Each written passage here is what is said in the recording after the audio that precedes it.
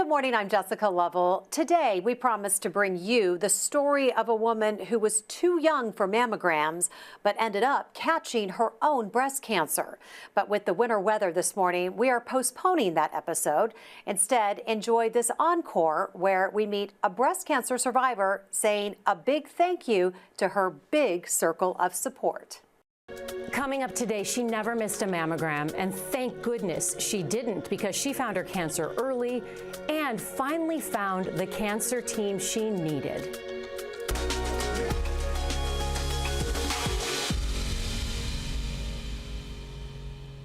Kerrie Mooneyham has always taken her health seriously, especially after watching her mom go through breast cancer.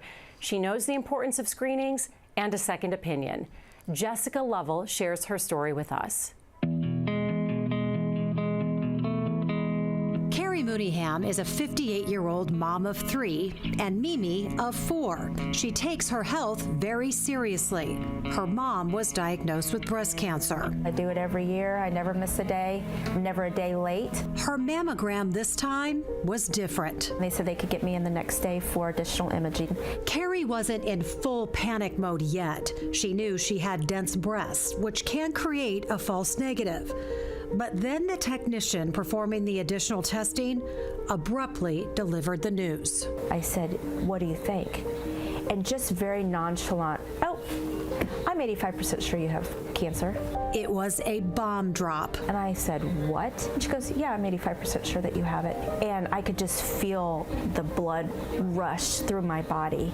She had no empathy for me whatsoever. The conversation left Kerrie feeling unsure about her care and treatment options at that hospital. Her thoughts immediately turned to her family. I'm telling you, it's the darkest place I've been, probably in my life. My kids are very strong, but when you see your grown kids crying, it's hard. It's hard. Kerrie wanted a second opinion. Hello. When she got in front of breast medical oncologist Dr. Ann O'Day at the University of Kansas Cancer Center, she felt immediately that she was in the right place. Oh my gosh. This is how she sat with me. You have this, and she held your hands. I think she did. She did. You have this, and I want you to know it's the most beatable and it's the most treatable, and you're going to be okay. While the diagnosis was confirmed, triple positive breast cancer, "You're going to be okay," is all Kerrie and her husband Scott needed to hear. I needed somebody to confirm that I was going to live. I've got too much to live for. Treatment would, however, include 6 rounds of chemotherapy. And then I'm ringing that bell, and it's going to be the best day, and all my kids are coming. It's going to be 2 seconds, but they're coming to watch me ring the bell because we're celebrating. Later, she will need to undergo a mastectomy and will need cancer surveillance and a hormone blocker. For now, she stays focused on the good stuff. My relationship with Scott, is so much stronger. I mean, we've been together for 40 years, but so much stronger. He's been such a rock. She's also solid in her faith. Super proud of you. Thank you so much. And thankful for the new her cancer has helped create. I'm happier now than I've ever been. Happier. Am I glad I have cancer? No. But I'm happy how I've changed. And I'm happy the person that I've become through it all. You know, God's molded me and changed me into just the best version of Kerrie.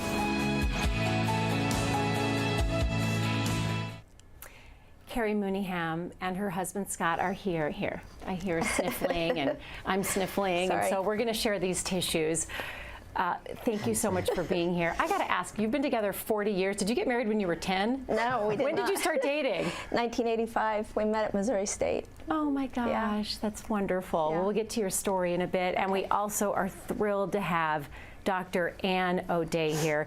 Dr. O'Day is the medical oncologist who stepped in and really took the reins and gave you something that you desperately needed, which was hope. And a plan. Dr. O'Day, thank you so much for being here. What an incredible testimony to your care. Kerrie, I can't imagine the experience you had with the other place, right, where they just dropped this big bomb in your lap. They sure did. That's what I described it as, an atomic bomb. In your lap. Yes. And with no explanation. Right. No bedside manner, no compassion. No. You're in the midst of chemotherapy now. Yes. How many sessions have you completed? I've completed 4. I have 2 left. How are you feeling this morning? I'm good. I'm coming off my treatment. I have treatments every Wednesday because they know that by the weekend I'm going to be feeling different. Yeah. Start feeling side effects, and so it's usually, by Saturday and Sunday I'm feeling very tired, and then usually Monday and Tuesday I have weird side effects, like my ears are popped, and I have some breakouts on my skin, and just I don't feel myself. And so, but now I'm on at Tuesday now, so I'm starting to do the climb back uphill. So it's a cycle. It goes is. up and down. Yes. And Scott, this is your girl. This is your college sweetheart. Yeah. I've been so impressed through this whole experience. She just came out of a shell. I mean, I'm so proud of her. She's taken it one day at a time, and she's always been this way as far as whenever she's sick, nobody knows it mentality, and she's a trooper. I call her a brave trooper, and she never lets a day get her down. I'm just proud of her. That's beautiful to hear. What's it like to have your rock next to you? I couldn't do it without him. Couldn't do it without Yeah. him. I want to weave Dr. O'Day in here as well when we talk about the diagnosis. It started with your regular mammogram, which is amazing. You stayed up to date on those because you knew the importance of that. You got your results elsewhere, and abruptly were told that horrible news. As we mentioned, this process started at a different hospital, but you wanted a second opinion, which is how you met Dr. O'Day. Can you describe your experience in more detail of seeing Dr. O'Day walk into the room? And I love the visual of her just sitting there, and she was in it for the long haul. She was. Scott had brought his dad to KU. He battled sarcoidosis a few years ago, and so he'd brought him to KU for the second opinion, and because of the wonderful care that KU provides. And so after I received the news, we didn't like what route they were going, because like I had said, my mom battled with breast cancer, and I thought it was going to be a lumpectomy. I thought I was going to have radiation for a few years. I thought it was going to be wham bam, thank you ma'am, you're good to go. And instead, when I walked in, they were saying chemotherapy, you have a very aggressive, because I have the HER2 receptor, so you're going to need it like hardcore, maybe a lumpectomy, but probably a mastectomy. So everything I did not want to hear, they were telling me with no, compassion or anything. Yeah, no warning, and then no what the plan is, and am I going to live or die? Oh.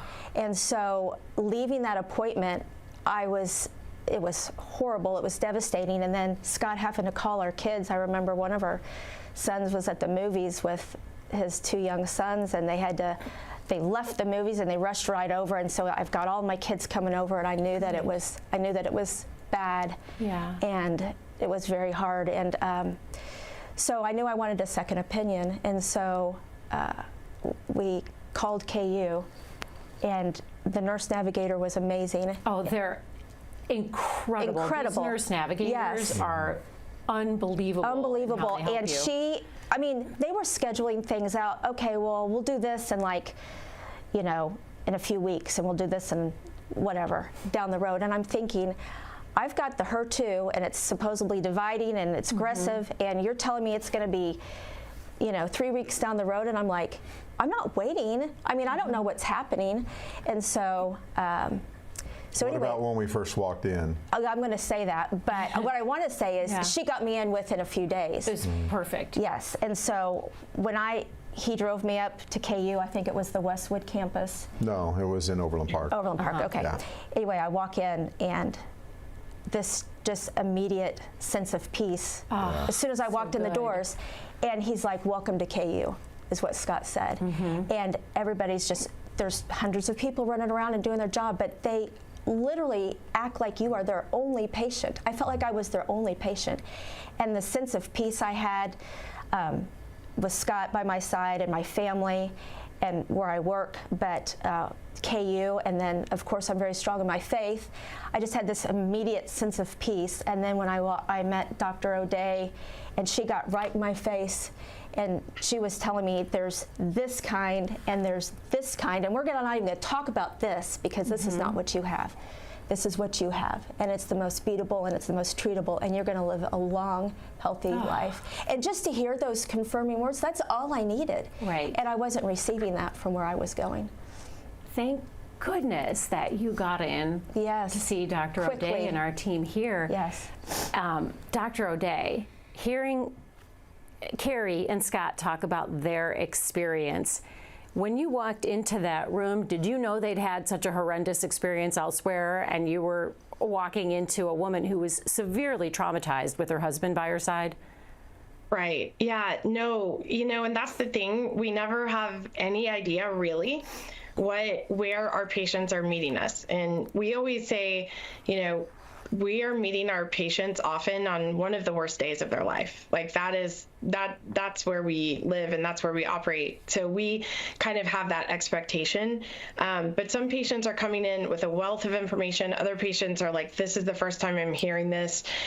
So we try our best, to meet them where they are. But oftentimes, not having that background and not knowing that can be really difficult. I think, one of the things you all were talking about, the nurse navigators, and I always just want to reassure patients.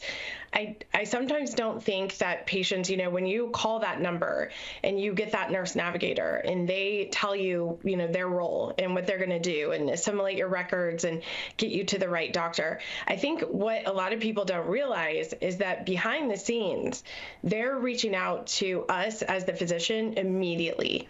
And they are trained in their type of breast cancer. So our breast cancer nurse navigators are only nurse navigators for breast cancer. That's all they do. So they have a lot of medical knowledge pertaining to different types of breast cancer, to what types of treatments might be needed. And so as soon as they see a patient records and talk to a patient like Kerrie, as soon as they see HER2 positive, that immediately goes to the medical oncologist. And I remember getting an email about Kerrie saying, your next opening is like 2 weeks or whatever. And we said, well, we'll find a way to work her in sooner because we understand that type of breast cancer is going to be something that we need to get started on sooner rather than later. So I just want all patients to be reassured that we're not going to let them kind of flail in the system, if you will. The nurse navigators are advocating for them behind the scenes. They're reaching out to us. So if we see that it's a more aggressive type of cancer, we're going to prioritize that. We're going to find a way to make that happen for that patient. So I never want them to think, now the reverse is also true. If we see a patient where we've reviewed all the records and we see this is a cancer that's likely been present for years, and so it might take us 8 days or 10 days to see that patient, but we only do that understanding that we have reviewed the records and that we feel very confident that that's what's safe and best for that patient. So I know, like Kerrie said, you get nervous that you hear things are weeks down the road, but understand that we are always going to be advocating for that patient and what they need and what's going to be best for their type of cancer. Oh, completely. You just sparked something that's personally happening to one of my best friends. She got horrible treatment somewhere else, referred her here. She thought she was going to have to wait. The other place said 3 months. I said, just call the health system. They'll figure it. Call the cancer center. She was in for her treatment within 6 days, and she said, "What's a nurse navigator?" I said, "Don't worry. I don't even know how to explain it. They're superheroes. They'll get it done. Yes. You can clear your mind of all the administrative things of scheduling and keeping files. They'll figure it out." And I had, within that week, it's incredible. The schedule for Dr. O'Day, the surgeon, the social worker, the pharmacist. I mean, they had everything all scheduled out. I didn't even have to think about it. And you shouldn't have to. You should be able to focus on your healing and just keeping it together. Right. When it comes to the actual diagnosis, Dr. O'Day, can you explain to our viewers HER2 positive and what that diagnosis means for the treatment plan? Sure. And we understand that in Kerrie's case, and I'm so glad you're getting to meet her this morning, because she and her husband are amazing people, and they're just so, they're a gift to me, really, and to all of our staff. And we've been so privileged to be able to work with them and get to know them and some of their friends and family.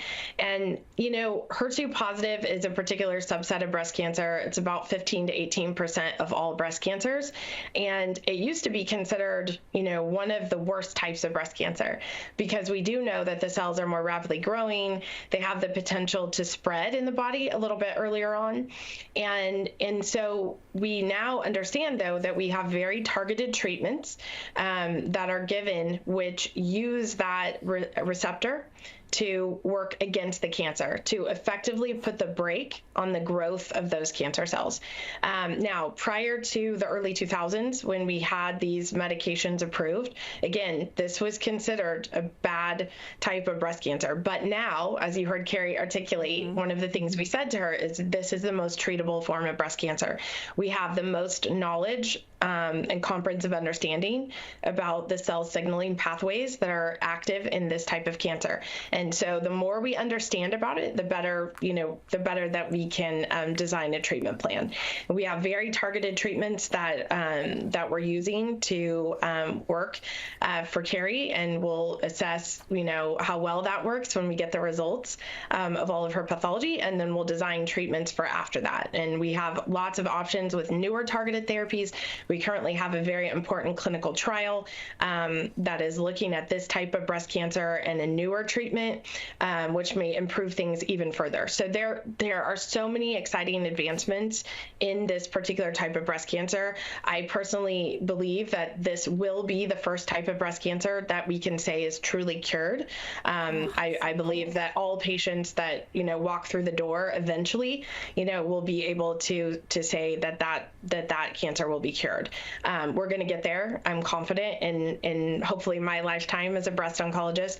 But I am very optimistic about her treatment. And then, of course, you see the attitude and the faith that Kerrie brings to this. And it's just so important, because no matter what we throw at her, she just keeps on putting one foot in front of the other, which is really the most important thing. And that's what we really ask of all of our patients in this situation. I always say, you know, you're doing the hard work. I'm just here sort of guiding you, but you're the one that's really doing the hard work. And she's absolutely doing it with amazing grace and such an inspiration to, I know, all the people in her life. Dr. O'Day, there are families watching this program and women who have just got a cancer diagnosis who are going to hear your words and feel such a sense of relief, like they can breathe again. It's just so beautiful to hear how you articulate and talk about what you know and what you're going to do. No wonder Kerrie and Scott felt so much better. Yes. After Dr. O'Day walked into the room. Be sure to ask your questions to us. For our viewers joining the chat right now, you can join the conversation on YouTube, Facebook. You can email the Medical News Network. The information on how to connect with us in real time is right there on your screen. So, Kerrie, about the chemo, once the chemo is over, your surgery is next. Yes. Do you need to have a mastectomy? Yes, that's what we discussed. Mm-hmm. And they said just a single mastectomy, but okay. Just a few weeks ago, I just felt this, you know, felt like God was saying that to me that I should probably do a double. Not that I think that it's, Dr. O'Day said it doesn't spread from one breast to another, but, you know, I just never want the chance, or I never want it to come back. Right. Not that it's going to, and I don't want to have those doubts in my head, but they've served their purpose. I've got 3 kids. I nursed them all. I'm good. And so I think in my mind, I just felt peace about doing a double mastectomy. Mm-hmm. That way they don't have to match them up and just take them, and I'm good. Get it done. Get it done. So I think I'm going to do it. I think I'm going to do a double, which is going to be some healing and things like that. But I have an incredible workplace that's very supportive. They're like my second family. Oh, so that's great. yeah. And you have a beautiful family. When Thank you talk you. about your kids coming home and your husband by your side, you call in the cavalry. And yeah, they show up. and they showed up. And you expect that from a close family, and I expected that from them, and my parents and all of my friends. And I mean, I was at a point where my daughter Katie was my secretary because my phone was blowing up, and I could not. Before I was Wishers? but before I was at KU, Yeah. my phone was blowing up when people were getting the news, and I was like, I couldn't talk about it, I couldn't think about it. And then after I was at KU, I mean, I'm thrown out first pitches at the softball game for Blue Springs High School. Yeah, there they are. We're showing a slideshow of some of the pictures you shared. Tell us who I'm we're on a looking morning show for KU. I'm doing the Bravest Shave at the high school. They've done fundraisers for me. So for somebody that wanted to keep it low key and not know anything, it's just kind Good luck. It's kind of blown up. But the community's been amazing. There's been some benefit walks. Kerrie, I don't have my glasses on. What do the shirts say? It says I wear pink for, and Scott says my wife. My kids say for my mom. My kids say for Mimi. Is that what your my sister call you? Yeah, Mimi? grandkids. And then that's my coworkers, which I love, and they're amazing.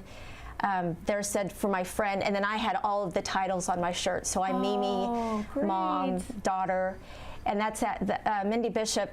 She hosts the Stephanie Vest Walk in Blue Springs every year. So on my mom's birthday, we're walking in the Stephanie Vest Cancer Walk. And so we all have our shirts on, and on the back it says Mooneyham Strong. Oh, that's so beautiful, and that support team is amazing. It is. Can I ask Scott you about your faith and how your faith has helped guide you and Kerrie? She mentioned it as well, and she has a beautiful absolutely. necklace on. We're just so thankful for our faith.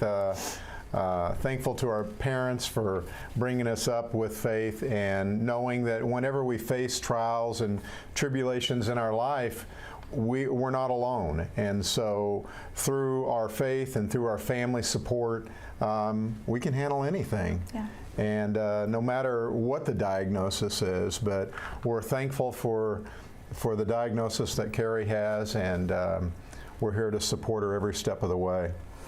We have some questions coming in and some comments from our viewers, and I want to get to one right out of the gate from Jill. Jill writes, beside the bedside manner, what was the difference in medicine between the cancer diagnosis at the other hospital and the cancer diagnosis at the health system? I don't know if it was necessarily the diagnosis. I think the diagnosis was the same, but they didn't really have a plan. Yeah, they were kind of on the fence. And that's really what she said. sure I kept how to looking attack it at the surgeon, and I'm trying to read the room, and I'm trying to understand just her body language. And I said, what are you thinking? Because I need to know. And she's like, I'm kind of on the fence. Oh gosh, that's not what you want to hear. That's when we said we were going to get a second opinion. Right. And she was like, oh, I'm so glad to hear that. She said that? Yeah, she said that. Wow. She said, I think those second opinions are important. Certainly nobody there told you it's treatable and beatable. No, they didn't. Wow. They didn't even say I was going to live through it. Oh my goodness. Yeah. Stuart has a great question. Stuart writes, words matter, and I hear a lot of people use the words cancer battle or fighting cancer. How does Kerrie feel about that metaphor? Does she still feel like she's in a fight or a battle?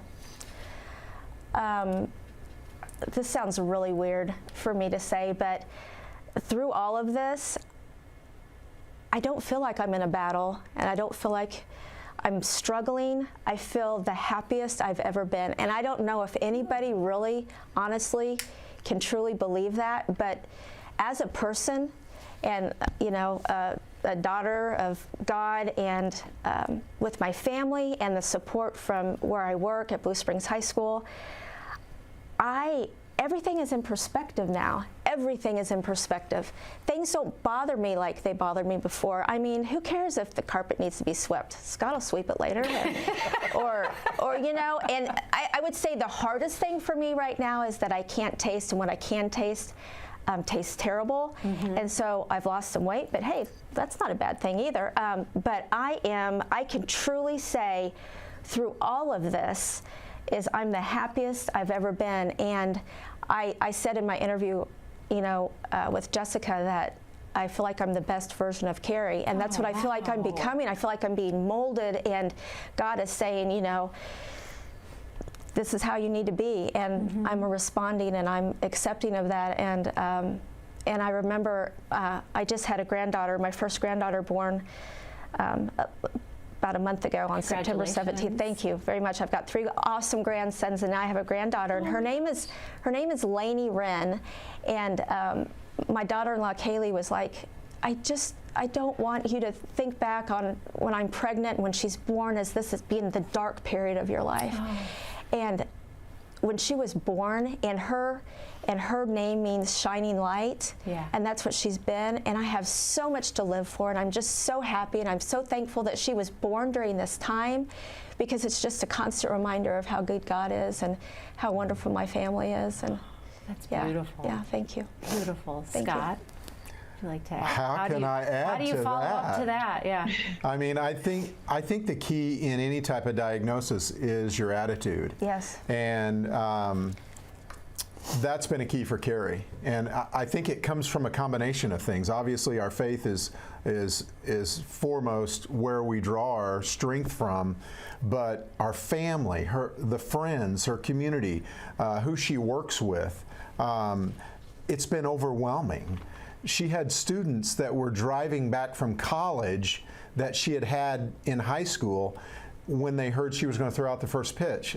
So they just drove back for that and then drive right back to school.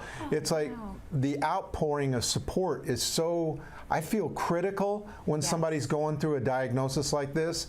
And so when you experience that, how can you not feel good? And that's what we're seeing here in Kerrie. The whole football team, I don't know if you know anything about Blue Springs football, but it's a big deal. I know it's a big deal. It's a big deal, and the coach led the team up to the softball field, and they lined the softball field in the outfield while I threw out the first pitch. And then the stands are full of my friends and family, and all of their shirts that say I wear pink for my friend or my mom or whatever.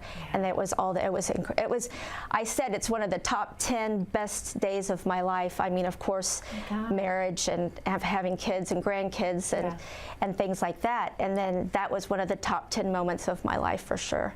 And I feel like the medicine and the treatment and the doctors that I work with are so important, like life-changing, but I equally think that your attitude during it all and how you carry yourself and your perspective on life is equally important. Such a powerful message. Thank you. And you're leading by example, and you've walked through the fire, and you're doing it with such positivity and grace. And I mean, usually I'm a great communicator, like one-on-one, but doing something like this big of a stage, that's not my personality. You're pretty good. I love to talk, but you're good. But I wouldn't say that, but I'm so passionate about it now. Yes. And I remember meeting Dr. O'Day. She said, you should be a poster child for dense breast tissue, and that's what I feel like I'm doing. So sign me up. I'll go speak at a conference. I think they're probably going to take you up on that. Dr. O'Day, as we wrap up this discussion, there's so many things to hit on: the dense breast tissue, your patient's positive attitude. Talk about a model patient and a partnership. What would you like to add? Yeah, I mean, as I said, I'm so blessed and grateful to know Kerrie and Scott. I think, what Kerrie has articulated so beautifully about, how she feels, and she's feeling all this support, and she has her strong faith and all of these things. And this is what I have always sort of described as the gift of cancer.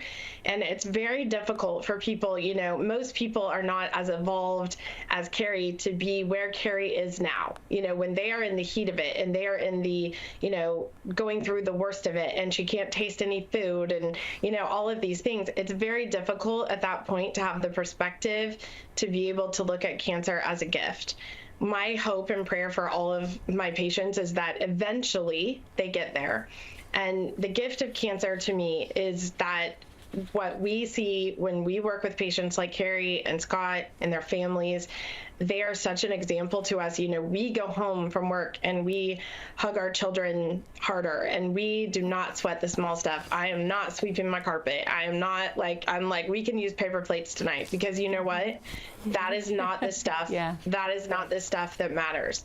And I think that really is the gift of cancer, is that we through the examples of people like Kerrie, we appreciate people so much more. We appreciate our own, you know, loved ones and the memories that we're able to get to make with them. And, you know, Kerrie is so, you know, evolved in all of this, that she's able to kind of see that now.